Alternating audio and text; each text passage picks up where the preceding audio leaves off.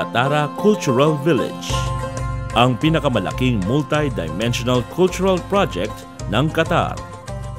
Dito idinaraos ang malakihang pagtitipong nagsasalamin sa mga kultura ng sangkatauhan sa pamamagitan ng naggagandahang mga tanghalan, concert halls, exhibition galleries at makabagong mga kagamitan. Layon ng Katara na maging pangunahing sentro ng mga pandaigdigang gawain pangkultura.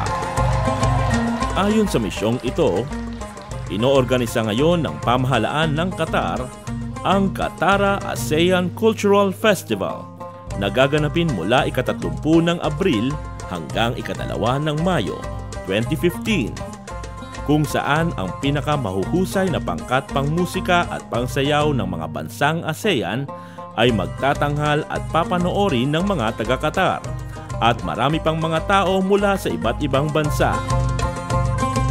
Tulad ng nakaraang international festivals, isusugo muli ng pamahalaan ng Pilipinas ang isang pambatong pangkat ng bansa, ang Kaloob Philippine Music and Dance Ministry.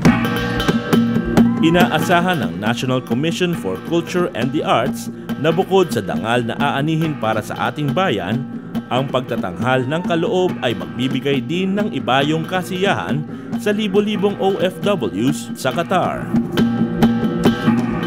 Suportahan natin ang misyong ito ng Kaloob na katawanin sa pandaigdigang tanghalan ang bansang Pilipinas.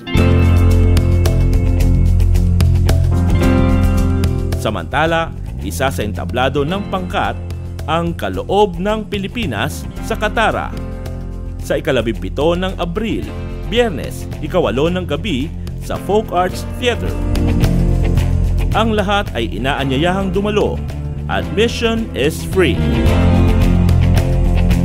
Kaloob ng Pilipinas sa Katara.